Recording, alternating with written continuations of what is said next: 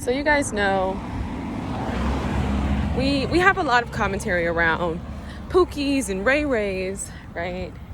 And I was just thinking about that whole construct and how for so many black men, we categorize them in that way and we look at them in that way. And in all the same ways that we degrade black women, their image, even still putting negative connotations around black women when they are educated, when we are educated. And I was just thinking about this thing about hardship and how it really produces character. And I think too often, first of all, we live in America, right? Media has a really interesting way of putting out negative images about black people, but white people have a very interesting way of appropriating all of the beauty and making it something cool. So we really get the brunt of that, right? Like, we don't get the glory from the story. We more so get stuck in the deprivation, right? We don't get, we get the trial without the triumph in the media. You know what I mean? But there's really something said about character and how for some people, I've seen it in my own life, and it's not always common. I'm not saying that you have to have a hard life or grow up in the hood to, have a sense of character about yourself. But one thing I know for sure, it's really hard to do life with people who've never been through nothing. And that just goes for man and woman. Like, when I think about marriage is so real. Life gets so real when you get married. I'm not even married. I'm single. Come on, baby, we're going to go this way. I'm single. But when I think about marriage and like being married, you want someone who can be real and like go through some real things, And it's something said about the media and these negative connotations of the pookies and ray-rays who grew up in the single mother household and, black women who grew up without a father. It's unfortunate because not only is it something that's so prevalent in our community, you would think we would have a little bit more compassion when we speak to these matters, as so many of us come from these backgrounds. But I think with the whitewashing and the internalized racism that we feel and perpetuate in the community against one another, we too take on these negative stigmas and we project them onto one another. And there's something said about it, being in relationships with people, from my own personal experience, who just never been through nothing. I'm not saying everybody has stuff, but they ain't sat with it. They ain't really addressed it. It's hard because relationships are hard and life is hard. And so if you're going to do life with someone, you want to do life with someone who is grounded in reality, and someone who has a work ethic. We like to kind of live in a fantasy world. But to live a life of material comfort is going to require not a considerable amount, but it's going to require some financial means. And that's going to come with work ethic. And a lot of times, if you don't have that awareness, because of the color of your skin, it's going to take some work. So, when I think about marriage and relationships, and I think about these negative connotations around quote unquote hood guys and the fetishization of hood guys and, women when they, when we hear the common conversations, right?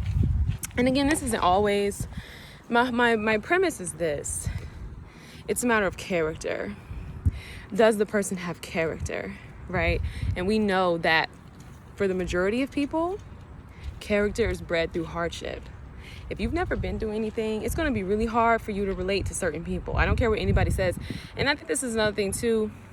This is probably the price of privilege, right? When you think about white privilege, when you think about people who are privileged, this is the price, right? You don't get that level of relatability. And I think that's why we have so many people exclaiming oppression, because you've been in this high horse, this high, lofty, you know what I mean? Your life has been smooth sailing and other people's lives have not been. And that being the byproduct of slavery or whatever, there comes a considerable amount of guilt because you don't have that level of relation.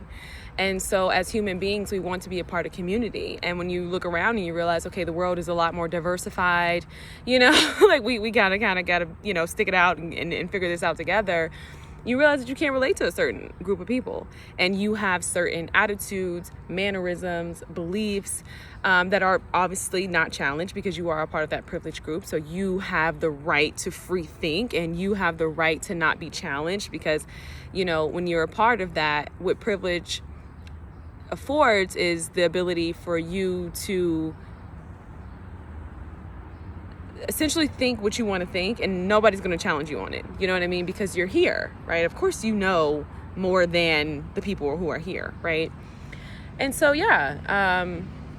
that's just something to consider. But yeah, you guys, it's a matter of character, and it doesn't really matter where you come from in life. Again, like I said, this isn't to reason with, criminality. It's not to say settle, but what I am saying is, it's a sense of character, and not a lot of people have that. And it's okay, if you didn't come from that, you can, maybe you can learn it, but I'm going to be honest, I just lied. You absolutely cannot learn character. People are shaped, and at this big grown age, you are who you are. And I think that's the thing too. I would say that's probably one of the false promises of self-development. A lot of these people, they want to talk about hard work because it's popular. Talking about hard work is popular. Talking about working hard is popular, and it resonates with the majority of people.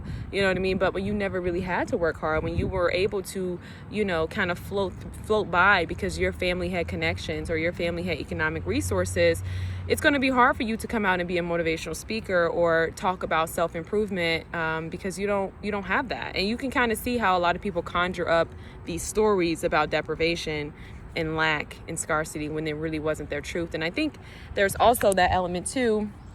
Sorry, that was a bee on me. As to why, for so many Black people, there is that pressure to talk about your story, and to share that.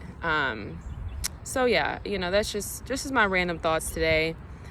I do think that character is just one of those things that's cultivated. It can't be bought. I'm gonna just keep it real with you. You either got it or you don't. It can't be taught. You know what I mean? It's who you are. And I do think at a certain age, you kind of have to accept yourself and who you are as a person, and all that you come with, all your complexities, and own that. You know what I mean? Own that. I think that that's in part why, certain things never change, right? If you grew up privileged, if you grew up in these certain environments, you have this certain belief system and ideology, it's going to be really hard for you to relate and change and develop empathy for another person. That's why people don't typically grow until something life-shattering happens. Something life-altering happens. They lose it all. They have to go live with these people, or they have to live up. You know what I mean? Then it's kind of like there's a sense of awareness. But I don't know. I don't want to veer too far left. But I do think white privilege is just one of those things. It'll always benefit some. And it's gonna be. You can't really overcome that. I don't think you can read as many books or self-improve yourself out of that. And I do think that is probably one of the costs of privilege. It's this psychological and collateral damage, to relationships in your personal life, because you can't undo that, but again, it's not the premise of the video. Just wanted to make that point very plain and simple. Doesn't matter where you come from, it's a person's character. And I think too often, because Black people grow up in the hood, and because the hood is seen as something that is only glorified when it's in rap music or when it's appropriated, to live in it, to be in it is not something that, it's not something that we, it's not so glamorous then, you know what I mean? But there's really something said about hardship, and there's something said about people who come from humble beginnings. And I guess I'll make this video, the people who come from humble beginnings make better life partners.